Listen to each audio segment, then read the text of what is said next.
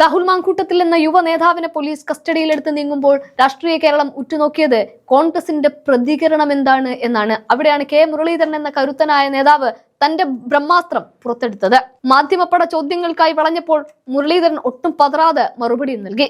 പണ്ട് രാഹുലിനെതിരെ പ്രയോഗിച്ച വിമർശനങ്ങളെ കുറിച്ച് ചോദിക്കുന്നവരോട് ബ്രഹ്മാസ്ത്രം പ്രയോഗിക്കേണ്ട സമയത്ത് ഞങ്ങൾ പ്രയോഗിച്ചിട്ടുണ്ട് എന്ന് അദ്ദേഹം തുറന്നടിക്കുകയാണ്.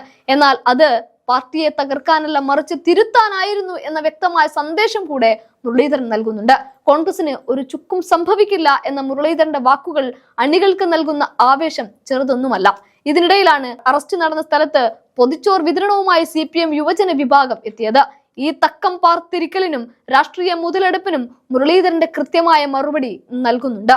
അറസ്റ്റ് കൊണ്ടോ പരിഹാസം കൊണ്ടോ കോൺഗ്രസിനെ തളർത്താമെന്ന് ആരും മോഹിക്കേണ്ടതില്ല എന്നും ചോദ്യങ്ങളുമായി വരുന്ന മാധ്യമപ്പടയ്ക്ക് മറുപടി പൊളിച്ച് കൈയിൽ കൊടുക്കുമെന്നും അദ്ദേഹം പറയുകയും ചെയ്യുന്നുണ്ട്.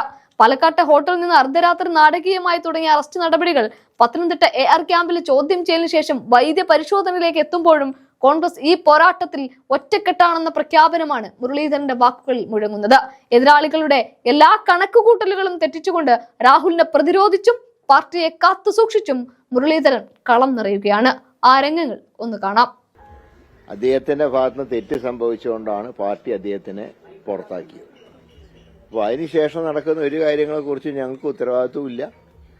ഞങ്ങൾ അതിനെക്കുറിച്ച് അഭിപ്രായം പറയേണ്ട കാര്യമില്ല. ഞങ്ങൾ ബ്രഹ്മാസ്ത്രം പ്രയോഗിക്കേണ്ട സമയത്ത് പ്രയോഗിച്ചിട്ടുണ്ട്. ഇനി ബാക്കി കാര്യങ്ങൾക്കൊന്നും ഞങ്ങൾക്ക് ഉത്തരവാദിത്വമില്ല. ഒരു MLA ആണ്, തുടർച്ചയായി ഇങ്ങനെ സ്ത്രീപീഡന കേസുകളിൽ പ്രതിയാവുകയാണ്. അപ്പോൾ ഒരു കോൺഗ്രസ്സുകാരൻ നിലയിലല്ല, അല്ലാതെ ഒരു ക്രിമിനൽ ഇങ്ങനെ നിൽക്കുന്നതും ആ ഒരു അറസ്റ്റിലാവുന്നതും ഒക്കെ പ്രതികരിക്കേണ്ടതല്ലേ? അല്ല, അത് അദ്ദേഹത്തിന്റെ ഭാഗത്ത് തെറ്റ് കണ്ടുകൊണ്ടാണല്ലോ ഞങ്ങൾ പുറത്താക്കിയത്. പിന്നെ അതിനെക്കുറിച്ച് കൂടുതൽ പ്രതികരിക്കേണ്ട ആവശ്യം എന്താ? പണ്ട് വടക്കമ്പാട്ടിൽ പറഞ്ഞ പോലെ ഒതേനൻ ചാടാത്ത മതിലില്ല എന്ന് പറഞ്ഞ പോലെ ഇനി എവിടെയൊക്കെ ചാടിയാൽ ഞങ്ങൾക്കെന്താ ഉത്തരവാദിത്വം? ഞങ്ങൾ ചെയ്യേണ്ട കാര്യം ചെയ്തു. ഞങ്ങൾ അദ്ദേഹത്തിനെ പുറത്താക്കി.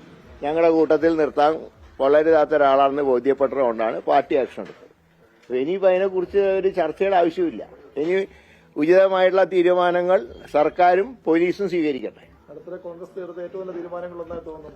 തീർച്ചയായിട്ടും അതൊക്കെ ഞങ്ങൾ കോൺഗ്രസ് പാർട്ടിയെ സംബന്ധിച്ച് ഞങ്ങൾ ഒരിക്കലും തെറ്റ് ന്യായീകരിക്കില്ല. തെറ്റ് കണ്ടാൽ ആ തെറ്റ് ചെയ്ത വ്യക്തിയെ ശിക്ഷിക്കും. അതാണ് പാർട്ടി നയം. അല്ലാതെ ഞങ്ങളുടെ പാർട്ടി ചെയ്താലൊക്കെ ശരി, മറ്റു പാർട്ടിക്കാർ ചെയ്തൊക്കെ തെറ്റ് എന്ന് പറയുന്ന സംസ്കാരം കോൺഗ്രസിനില്ല.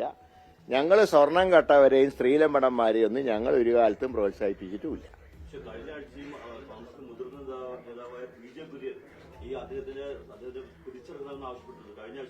ഞാൻ പറഞ്ഞില്ല, പാർട്ടി ഒരു ആക്ഷൻ എടുത്തു കഴിഞ്ഞു. ആ ആക്ഷൻ ആയിട്ട് അതിന് ഞങ്ങൾ ഉറച്ചു നിൽക്കുന്നു. ഞങ്ങൾ ചെയ്ത് ശരിയാണെന്ന് തുടർന്നുള്ള സംഭവങ്ങൾ തെളിയിക്കുന്നുണ്ട്. അത് ഇനി അതിനെക്കുറിച്ച് ഇനി ഓരോരുത്തർ പറയുന്ന അഭിപ്രായങ്ങൾക്ക് മറുപടി പറയേണ്ട കാര്യമില്ല. ഈ ഉദയനന്റെ കളരി കോൺഗ്രസ് ആണ്. ആ കോൺഗ്രസ് ആയിരുന്നപ്പോഴാണ് ഈ ചാട്ടം എല്ലാം ചാടിയത്. അതുകൊണ്ടാണല്ലോ ഞങ്ങൾ ഇതൊന്നും പിടിച്ച് പുറത്താക്കിയത്. ഇത് ജനങ്ങളെ സേവിക്കാനുള്ള പാർട്ടിയാണ്, മറ്റ് കളരികൾക്ക് ഉപയോഗിക്കേണ്ട പ്രസ്ഥാനമല്ല. അല്ല, അദ്ദേഹം എന്നെ സ്വയം രാജിവെച്ച് പോകേണ്ടതായിരുന്നു. പിന്നെ പുറത്താക്കിയ ഒരാൾ രാജിവെക്കണം ഞങ്ങൾക്ക് പറയാൻ നിർത്തിയില്ലല്ലോ. കാരണം ഞങ്ങൾ പുറത്താക്കി കഴിഞ്ഞു. ഇനിയിപ്പോ വിപ്പിന് പോലും ഇതില്ല. കാരണം ഇനി വിപ്പ് കൊടുത്താൽ അനുസരിക്കണമെന്നില്ല. പുറത്താക്കി കഴിഞ്ഞാൽ വിപ്പ് ബാധകമല്ല, സസ്പെൻഡ് ചെയ്താൽ വിപ്പ് ബാധകമാണ്. അതുകൊണ്ടാണ് ഞങ്ങൾ ആദ്യം സസ്പെൻഡ് ചെയ്തത്. പക്ഷേ ഗുരുതരമായിട്ട് ആരോപണങ്ങൾ പിന്നെയും ഉണ്ടായി. അതിജീവിതന്മാരുടെ എണ്ണം കൂടി. അങ്ങനെ വന്നപ്പോൾ ഞാൻ പറഞ്ഞ പോലെ ബ്രഹ്മാസ്ത്രം ഞങ്ങൾ പ്രയോഗിച്ചു. ഇനിയുള്ള ഒന്നിനും ഞങ്ങൾക്ക് ഉത്തരവാദിത്വമില്ല. അത് അവർ ഉപയോഗിച്ചാൽ ഞങ്ങൾക്ക് തിരിച്ച് ധാരാളം പറയാനുണ്ട്. ഞങ്ങളുടെ പാർട്ടിയാണ് സ്ട്രേയുടെ ആക്ഷൻ എടുത്തത്. നേരെ മറിച്ച് ഇത് ചെയ്തവരെ വീണ്ടും സ്ഥാനാർത്ഥിയാകുമെന്ന് പറഞ്ഞിട്ട് നടക്കുകയല്ലേ.